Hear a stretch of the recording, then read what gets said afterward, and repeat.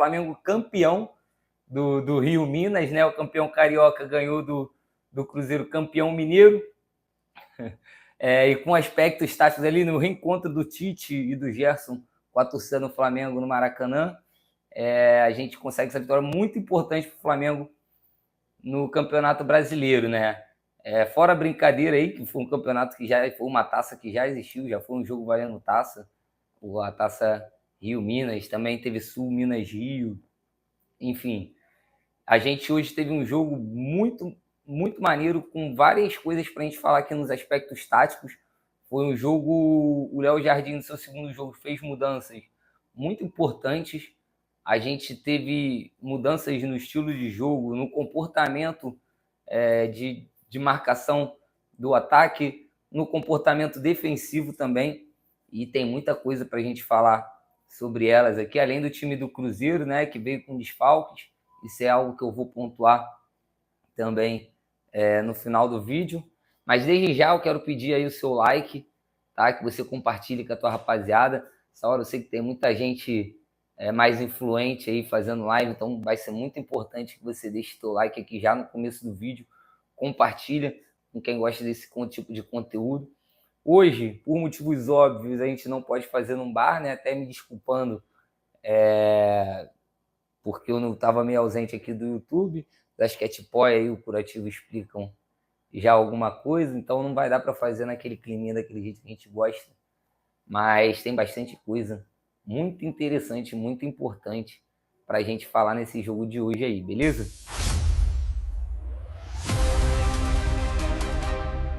Então, Flamengo 1-0 no Cruzeiro. Gol do Pedro, muito importante. O Pedro voltando a marcar, né? O posicionamento do Lucas Paquetá. Falando em posicionamento, o Léo Jardim hoje promoveu uma mudança muito importante que a gente já falou lá atrás.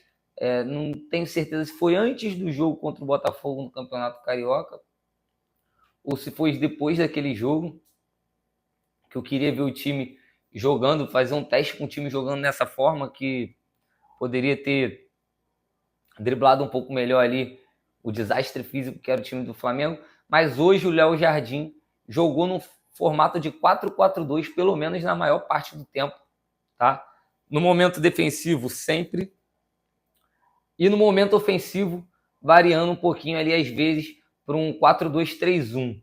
Tá? Mas o mais importante disso é que o atacante que fez companhia para o Pedro era o Arrascaeta, e não o Everton Cebolinha. Everton Cebolinha jogou muitas vezes como vinha jogando o Arrascaeta em 2019, como um meio aberto ali pelo lado esquerdo, e o Arrascaeta jogando como Gabigol, né? Sendo que o Arrascaeta é um cara muito mais criativo, e por isso, no momento de congestionamento ali na frente, muitas vezes no jogo ele sai para receber essa bola, armar o time de frente, como é a posição principal dele ali, um camisa 10 nato, mas agora jogando ainda mais como arco e a flecha, mais até do que no ano passado, que foi a sua temporada mais artilheira, né?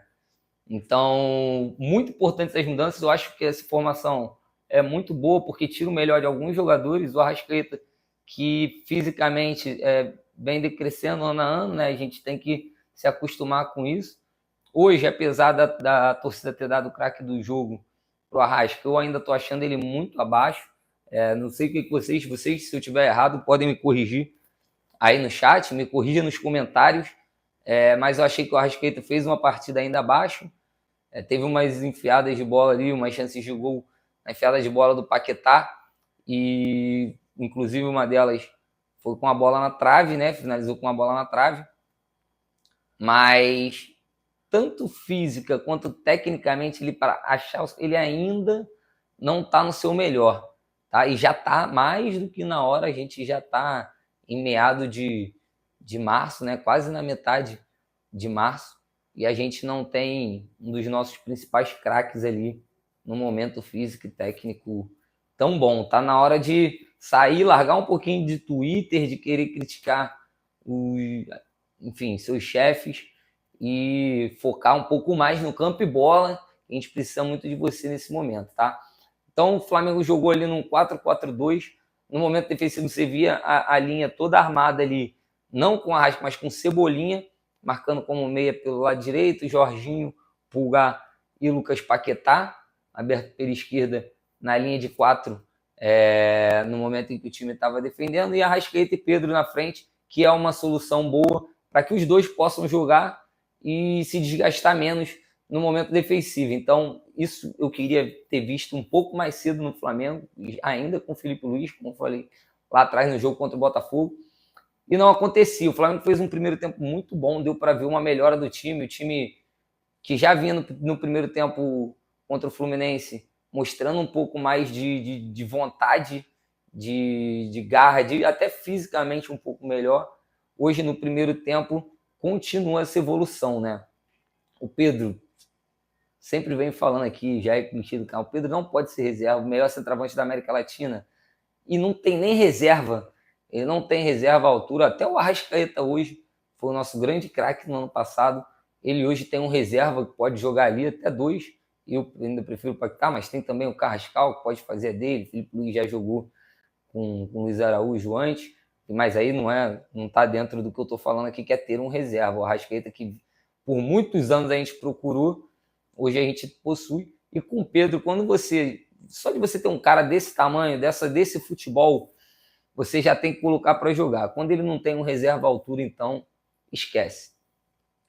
Então, muito importante também o Pedro marcando de novo, né? O primeiro gol dele no Campeonato Brasileiro, para ver se dá importância da sequência. Eu gostei da participação dele, muitas vezes também voltando, saindo da zona de conforto lá da frente, para buscar soluções aqui atrás, participar um pouco mais do jogo. Fez um golaço, o gol contra o gol ali no primeiro tempo. É algo que o Pedro é capaz de fazer, apesar de ser muito grande.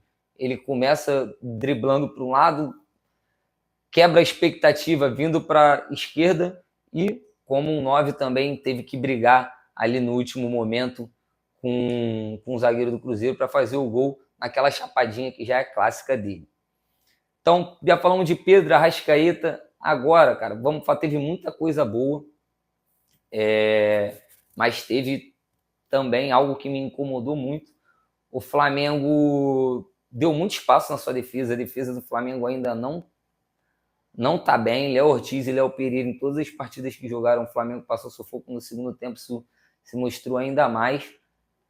Os nossos zagueiros, vamos falar da linha defensiva, né? Mas individualmente também os nossos principais zagueiros não estão num momento muito bom. E num jogo até que o Flamengo mudou o esquema de defender, que eu também falei lá atrás, que de repente não seria tão bom pro Flamengo, para os atletas que o Flamengo tem individualmente, principalmente para o momento físico desses atletas, a marcação que o Felipe Luiz gostava de fazer, né, que é uma marcação pressão na saída de bola o tempo inteiro. Isso é muito desgastante. E eu citei como exemplo o que o time de Jorge Jesus fazia, que também era um cara muito agressivo na marcação lá na frente, só que num estilo de perde e pressiona. Perdeu a bola no ataque, os jogadores que estão próximos já tentam sufocar ali a saída de bola para não gerar um momento perigoso na sua defesa, e se conseguir roubar essa bola, já está ali mais próximo do gol, e com os jogadores com a qualidade técnica que o Flamengo tem, isso poderia se tornar fatal. Hoje foi exatamente o que o Léo Jardim fez, que inclusive muita coisa de Jorge Jesus ali que fez lembrar, não estou falando de futebol, né, de esquema, o 4-4-2, enfim, e esse estilo de tentar retomar a bola a partir da perda. Assim nasce o gol do Flamengo com o Pedro. Teve uma outra bola que o Pedro rouba a bola, dá um carrinho, colocando para o Arrascaeta, que perde um gol sem goleiro, chuta fraco em cima do defensor que estava voltando ali para marcar. Então isso funcionou. Mas uma coisa que já não me pega muito é que o Flamengo pode recuar quando o adversário manter a bola, né? Marca pressão no momento de perda, depois recua, se reestrutura para tentar tomar essa bola, ou no erro de um adversário, ou com um time mais bem postado, e tentar construir o seu time a partir da posse novamente. Mas hoje o Flamengo defendeu com jogadores muito atrás, eu achei. Não sei se essa vai ser uma estratégia permanente do Léo Jardim, não acredito que seja. Acho que, como é o seu segundo jogo, de repente ele tentou colocar o time mais agrupado ali atrás para poder sofrer menos perigo quando o time do Cruzeiro, que é um excelente time também, tivesse a posse de bola. ele poder estar posicionado ali, os zagueiros estarem mais próximos uns dos outros e evitar qualquer tipo de falha. Coisa que aconteceu, o Flamengo deixou muito a bola, principalmente no final do jogo com o Cruzeiro. E o que eu ia falar no final do vídeo vem agora. O Caio Jorge teve uma lesão no porradeiro lá, né? Caio Jorge tá cavando a vaguinha dele na seleção, tá? Tô gostando cada dia mais do moleque, filho. Maluco posturado, caralho, cabelinho na régua, pá, mas na hora do porradeiro, diferente do Hulk, carcaçudo, caralho, demorou um ano para dar um soco. O moleque foi para cima mesmo, representou, mas a gente já falou disso no outro vídeo. Caio Jorge que se machucou ali, dando um chute no adversário, ele tava tem uma pequena lesão no pé e acabou sendo poupado do jogo hoje. Se ele tivesse em campo, o Flamengo ia ter muito trabalho para levar esse 1-0, né? Não soube ampliar o jogo nos momentos que teve lá atrás. Eu citei a bola do Arrascaeta, mas tiveram outras chances de gol que o Flamengo não conseguiu concluir. O Paquetá, que eu acabei pulando, né? Outra coisa que eu achei excelente nessa mudança de esquema é talvez mais facilidade, proporcionar ao Paquetá mais facilidade de mostrar que ele veio. Hoje a gente já teve uma amostra grátis do que ele pode fazer ali do Flamengo. Ele teve pelo menos 3 bolas rasgando a defesa ali, encontrando os atacantes livres para finalizar, chegando com a sua chegada de trás já característica, segurando muito bem a bola. Ainda não é o que ele pode fazer, não foi o seu melhor, mas já mostrou muito bem na marcação quando precisou segurar a bola ali na frente. Também, apesar de perder algumas que eu espero dele que não perca tantas bolas assim, até falei sobre a estatística dele na Inglaterra, que ele chegou a ser o 3º ou 4º jogador do mundo que menos perde a bola sob pressão. Isso não vem acontecendo no Flamengo, ele hoje inclusive perdeu algumas bolas, mas essa formação vai propiciar para mim o melhor do Paquetá, o melhor do Pedro e o melhor do Arrascaeta, tudo junto. O que não vai proporcionar o melhor é do Cebolinha, né? O Cebola, a gente vem falando que apesar dele estar num momento técnico melhor, e hoje não mostrou isso, a gente vinha falando isso, o Lino, o Felipe Luiz já precisava do Lino, eu acho que o Flamengo vai continuar precisando, porque apesar do Cebola estar muito bem, muito melhor tecnicamente nesse início de temporada, mesmo não tendo mostrado no jogo de hoje, ele é um cara que não ataca muito ao espaço, ele traz sempre a bola para onde o time está mais que congestionado. Ele joga com o Alexandro na lateral esquerda, um cara que não tem muito corredor, né? Ele não é um cara que é de chegar muito na linha de fundo, ele precisa explorar aquele lado. E o Cebolinha traz todas as bolas para o meio, que é o setor onde você já tem a Arrascaeta, onde está a maior parte da marcação, e você está trazendo a bola para onde os seus principais jogadores também estão, fazendo com que mais atletas ainda congestionem aquele setor e não deixem espaço para Arrascaeta, para Pedro, para Lucas Paquetá, enfim. E do outro lado a gente já vai ter um meia mais aberto que vai trazer para dentro. Então, inclusive o Emerson Royal hoje, talvez a escolha pelo Emerson foi essa tentativa de dar mais profundidade pelo lado, já que o Paquetá ia jogar muito ali trazendo para o meio. Então, cara, a gente precisa, sempre um comentário polêmico, já virou clichê aqui também, mas a gente precisa muito que o Lino melhore, porque ele é um cara que, tomara que a assistência de hoje seja algo que possa motivar esse jogador, porque a gente precisa dele levando a bola mais para a linha de fundo, atacando ao espaço, tendo mais fôlego, mais velocidade para atacar. O Cebolinha, apesar de ser um ponta, ele não é um cara que tem muita velocidade. No primeiro tempo ele perdeu uma na velocidade ali para o zagueiro, 2 bolas na velocidade para o zagueiro do Cruzeiro. Então o Flamengo precisa muito dele, não menosprezando o Cebolinha. Mas tendo em vista até porque ele mesmo vem dando declarações de insatisfação, enfim, não pretende renovar seu contrato. Então a gente precisa muito que o Lino recupere o seu futebol. Beleza? Mas voltando a falar do Cruzeiro, do momento defensivo do Flamengo, cara, se o Cruzeiro está jogando com o que tem de melhor hoje, o Flamengo ia ter muito mais problemas ali. O Caio Jorge se movimentando, hoje jogou um moleque mais novo, o Villarreal, né, que perdeu 2 chances de gol ali, o Flamengo deu espaços, tivemos ainda algumas falhas defensivas, o Caio Jorge, se ele tem uma das duas chances ali que o Villarreal perdeu, provavelmente ele teria criado até mais, né? Até porque ele já tem um entrosamento muito bom com o Matheus Pereira. Ele poderia ter dado muito mais trabalho para a defesa do Flamengo ali. Então fica esse asterisco. Foi um bom jogo, tá? Principalmente em vista ao que o Flamengo vinha jogando. A gente não pode esquecer, o Tite armou muito bem o Cruzeiro hoje. Também não vinha numa fase boa no Cruzeiro, antes de conquistar o título contra o Galo, né? Não vinha desempenhando o máximo que esse time pode dar. A gente tem que saber que o Cruzeiro,